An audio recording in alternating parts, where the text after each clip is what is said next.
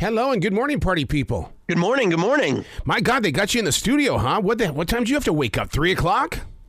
Yeah, but and also it's torrential rain here, so it's been a trek, but it's good. Oh my God, I've been reading about it down here in the Carolinas. Usually we get that storm before you do, and so this morning I kind of chuckled, going, "Thank God they got it before us." Yeah, let them have it. Dude, I got to congratulate you on this. Kyle Gordon is great. First of all, I love the title because Gene Simmons of Kiss says, if you don't think it's great, nobody will. And you say it right there. It's great. Amen, brother. To put these songs together, though, what comes first, the song or the joke? Yeah, it's a good question. I would say probably, all of my songs and my comedy music comes from genre parody. So I find a specific genre and try to identify some basic tropes. And then from there, I think the comedy comes. So I'd say probably trying to do a specific type of music. And from there, I try to identify what I find funny about it. Well, you got to be like me then. You've got to have a studio at home because this stuff doesn't hit you while you're going into a recording studio.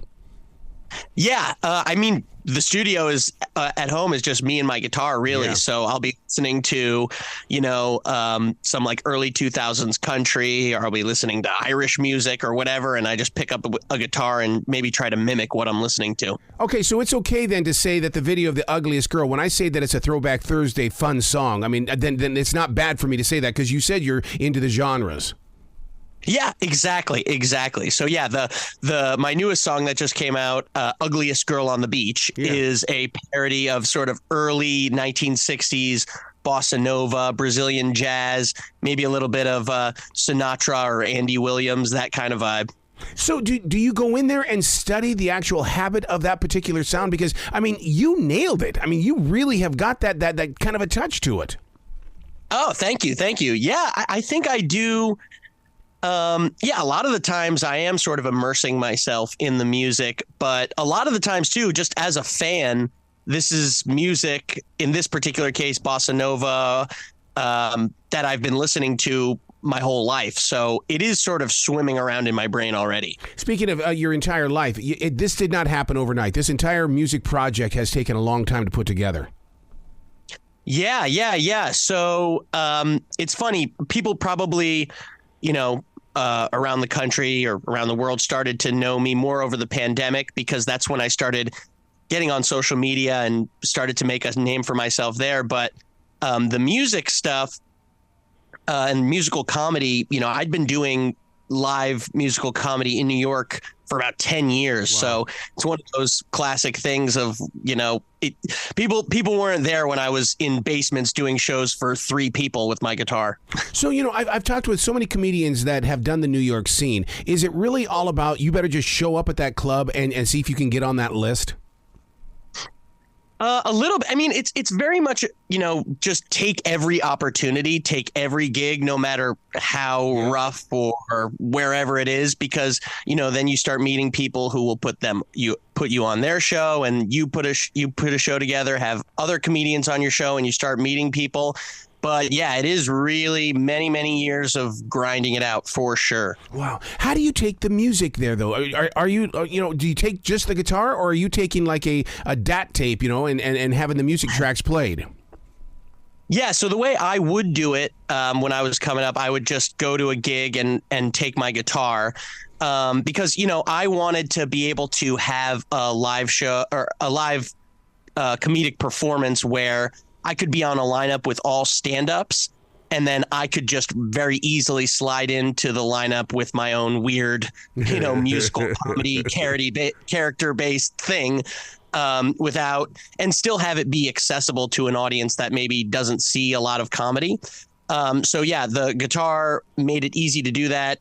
And also, the less you have to set up and the less you have to, technical stuff you have to deal with, the easier it is. So yeah, back in the day, I would just, show up, me and my guitar, and let it rip. I've been in many green rooms before that performance, dude. I mean, what is it like for you to even get prepared to go up on that stage? Yeah, I mean, for me, I think, at this point it's kind of good too, because, it's a cliche, but when you have your 10,000 hours, when I first started out, I couldn't eat for like 12 hours before. I was so nervous. But now I can shovel down a T-bone steak and, not even think twice. But that's kind of the beauty of just grinding it out for many years and feeling comfortable with the material. So, now it's just no sweat off my back. The comedy album we're talking about is Kyle Gordon Is Great. And man, you little monkey, you play with the radio world is what you do on this thing. And radio station number 1 is a country station. Man, I love the way that you throw your vocal cords around. Oh, thank you so much. Yeah, it's really fun. So, yeah, to give a little context, the album, each song on the album is going to be a parody of a different genre. So people might have heard Planet of the Bass, which is like a 90s Eurodance parody, Ugliest Girl on the Beach. But then there's like sort of an early 2000s Shania Twain type girl boss country song. And so because each song is a different genre, I decided I would sort of tie them all together with these radio station interludes.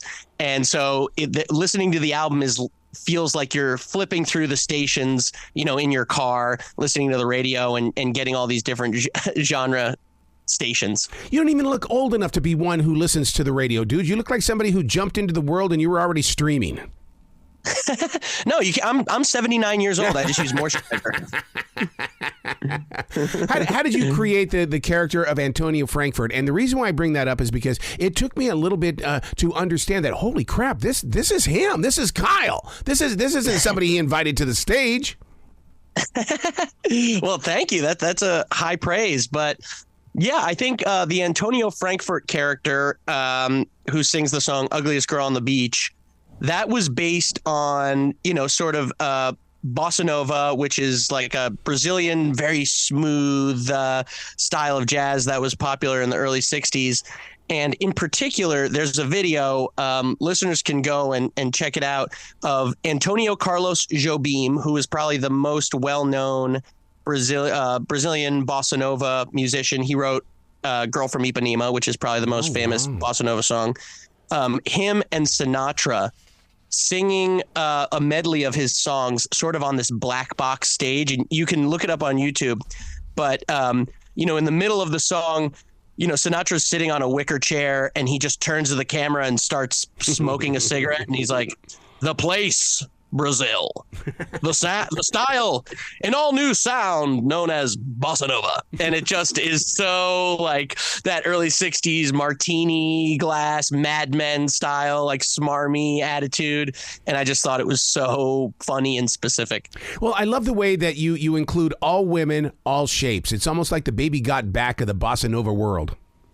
Yeah, well, it's. I think a lot of my music. I'm like the Gloria Steinem of 2023. I'm really paving a new path, making change.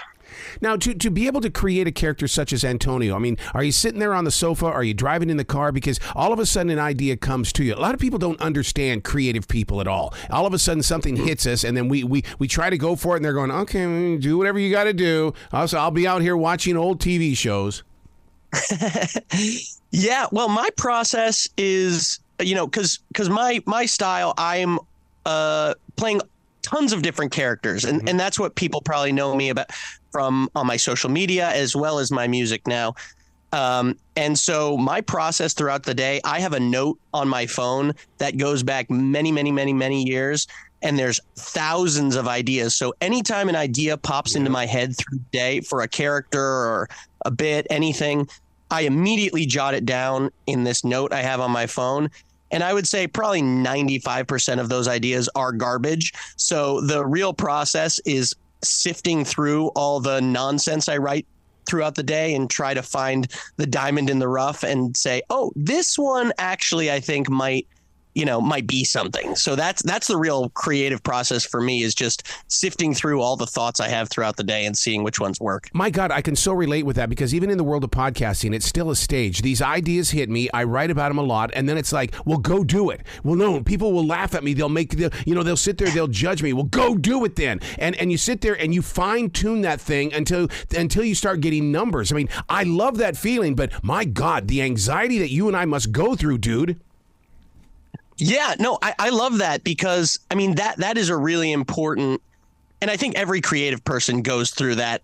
Is prejudging yourself and prejudging your ideas, but I think the best way to improve and develop your own voice and get strong as a creative is just go for it and put your ideas out into the world. And especially over the past 3 years with social media, I have put a lot of ideas that I've had out into the world. Some of them are a little half baked. Some of them I would go back and look and be like, ooh, maybe that wasn't it. But the way you get better and improve is by, taking swings and misses sometimes. And, sometimes the more you swing, the more you're going to connect. So I think, that feeling, like working through that feeling of being like, I don't know if I should do this, and then just pushing through and putting something you created out into the world. I think that's the best way to, hone your craft. You're so right about that, because even I'll tell that to my students in broadcasting. I'll say, go listen to episodes number 1, 2 through and 5. And they'll go, why? And I said, because 500 has been fine tuned. Go listen to the beginning and see how much I really sucked, but I didn't give up. And that's what I love about your music, is that somewhere along the line, you sucked really bad. And all of a sudden you said, I got it now. This is it. Totally. And that's why I'm very grateful to have had those many years in New York. Again, I have literally done shows where I'm on stage and there's one guy in the audience. I have had those moments, and that's what, people see me now, either through my music or on social media, and it does look very polished and put together. But yeah, that's because there was many years of me trying and falling on my face in front of live audiences in New York. And that's really, and I did a lot of improv too, by the way. So I was doing improv in front of audiences, many times a week for many years. And there's no better way to, fall flat and eat it than, just having to make something up on the spot for many years. So that's kind of where I got my 10,000 hours as well. Tell me if I got this wrong. On radio station number 2, it's the pop, punk, and emo. It sounds like a smart-ass little kid that's sitting in his bedroom doing an internet radio station. Yeah, right. Exactly. I mean, because when it started out, I'm going, okay, this is cool. And then all of a sudden you start dropping in the cuss words. I'm going, what? Only on the internet. Exactly. Yeah. I kind of imagine that guy is, putting it out. Just like putting it out on the internet or something private. Like, he's just in his bedroom or in his basement. You could probably hear his mom yelling at him from downstairs, bleeding in through the microphone in his bedroom. Yeah, for sure. Dude, I still have a cassette tape of my father screaming at me when I was up in my bedroom in Billings, Montana, recording music. Shut that damn stuff off. You're driving me crazy. And I thought, I'm going to save this forever. That's amazing. It's very like Twisted Sister, or, that Beastie Boys video. Like, turn that music down. Oh, God, I can relate with that so much. Now, how did you come up with Melissa Heartsleeve? Yeah, so that one was based. That's another track on the album that's sort of a parody of it's a pretty specific genre parody of like Colby Calais or Michelson. There was this specific era, I feel like, in the late 2000s that was like very cutesy Southern California pop. Jason Mraz, I think, would kind of fall into that category too. And so that one's more of I tried to capture that vibe of that very cutesy, very poppy, like Southern California feeling. Oh my God, Jason Mraz is on Dancing with the Stars this year. So the fact that you even bring him up is like, oh my God. Well, it's been funny, like all these amazing coincidences, like just with the release of this album. So, I put out Planet of the Bass, which was the first single, and it kind of blew up because it was like a 90s Eurodance parody. And it came out a few months ago, but I had written the song months and months before, but it just perfectly coincided with the release of Barbie, which had Barbie Girl, which is probably the most famous Eurodance song. And, just the release of, Eurodance kind of being back in the zeitgeist, and then me releasing this song, it was just like kismet. It just was perfect timing. So I've had a lot of kind of amazing, cool coincidences and things like that with this album. Were you thinking of a Pitbull when you created Crazy or DJ Crazy Times? Pitbull, like the artist Pitbull? Yeah. Yeah, I guess he definitely has a little bit of that, like hyping up the crowd. That's it. Pitbull energy for sure. I'd say probably even more than Pitbull. I was thinking like David Guetta kind of has like that kind of vibe too. So yeah, he like the character of DJ Crazy Times started, even before I had an original song. I was doing the character on social media, and mostly I was doing those like David Guetta style ad libs where it'd be like, everybody in the world, put your hands in the air. Like, that like all the beautiful people out there, let me see your faces, that kind of thing. And yeah. DJ Radio Talk, man. Energy. Oh God. When we used to call it Randy Radio, and we'd walk up to other jocks that were doing that and say, stop sounding like Randy Radio. What do you mean? Well, we don't talk like this in real life. Come on, stop it. Yeah. You nailed it though. That was great. Oh my God, because when I was at Cook Radio in Billings, Montana, it wasn't Music 97 KOOK. This was back in the 70s. Music 97 KOOK. And it's like, I don't even talk like that. Why am I doing that? You're listening to. So now, what was that moment like when you put the music out there? Because I can just see a live crowd just looking at you going, what the hell did we get ourselves into here? What is this on this stage? Totally. Yeah, and I think it was, it's been interesting developing the act because, yeah, especially back in the day when I'm on a lineup of all, sort of straight, normal stand-ups, and then I come out with my guitar doing this weird thing. Yeah, there were definitely some moments where people are like, what is going on?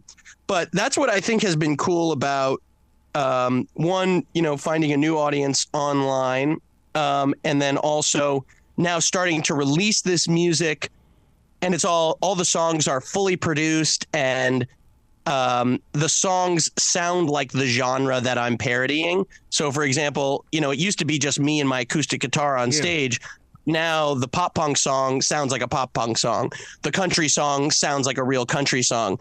So I think it's been really cool, even just in the few songs I've released so far, people are starting to see what I was doing all these years. And, they're starting to get like a sense of what I was going for. So it's kind of cool with this album for people to sort of wrap their heads around my whole vision for this thing. So who was your major inspiration here? Was it Ray Stevens, Bob Saget, or was it the radio great Bob Rivers that put that music inside your heart with the funny bone? Well, Ray Stevens, Ray Stevens is a legend. That's classic. I think, big for me, I loved... I have to give a shout out. One of my biggest inspirations is Christopher Guest, who people probably know. God, yeah, yes. Spinal Tap is probably the thing he's most well known for. But he also had this great movie called A Mighty Wind, which is similar to Spinal Tap, but it's about like folkies. And he was he is so good at doing like musical genre parodies. So he was probably the first person I saw who I was just like, this guy is a genius. And I saw that he could do, he was the first person I saw that was doing these like musical genre parodies in a very smart way. So Christopher Guest is definitely he's the George Washington on my comedy Mount Rushmore. Yeah, Mighty Winds has got to be a movie that people have got to experience. That one has got to become a binge watch again because it really does give you an inside look at a very crafty kind of style of writing. Yeah, totally. And it's so unique. Like his movies are very, improv based, like all the characters in the movie. As far as I know, like he gives the actors sort of a background on each character and then lets them improvise. So it has a very, it predated The Office. It predated Parks and Rec. So it has this very cool, naturalistic improv feel. So sometimes you're watching it and it just feels so...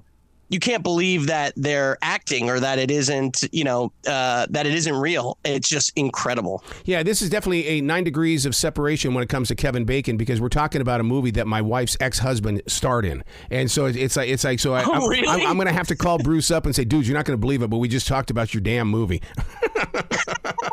That's incredible. That's funny. Well, there is that subplot in A Mighty Wind where, Eugene Levy's character, he's going around with his wife and it turns out like she's hooked up with every single guy that he meets along the way. So that's even more 6 degrees of separation. So where can people find out more about you? Because I want to see you on tour. Are you coming to the Carolinas? Hopefully soon. In the spring, hopefully I'm going to do, I'm doing sort of a few shows in the UK and the Midwest at the end of October into November, but I should have a bigger tour in the spring coming up. So hopefully I'll make it down to the Carolinas. I actually haven't been to Charlotte yet, so I'll have to check that out. But I do love Raleigh, and I love being down there. So hopefully I'll be back soon. But people also can check me out. Kyle Gordon is great on all socials. And the album is called Kyle Gordon is Great as well. I'm an extremely humble person. You talked about going to the UK. Those damn British people, they have comedy that I don't understand. How are you going over there to get them to laugh when they're freaky people? Yeah, well, only one way to find out. Yeah. We shall see. Yeah, I think, it is cool, though. Like now with social media, I'm able to, most of the people who are going to the shows, they have a pretty good sense of what I do, and they're fans already. So I'm kind of hanging my hat on that. But, I may get a few blank stares from British people who they're like, what is this weird American nonsense? Dude, you got to come back to this show anytime in the future. The door is always going to be open for you. Thank you so much. Yeah, this has been great chatting with you. Well, you be brilliant today, okay? All right, thank you. You as well. Yeah. Hey, here's another 4 in a row without talk. Awesome.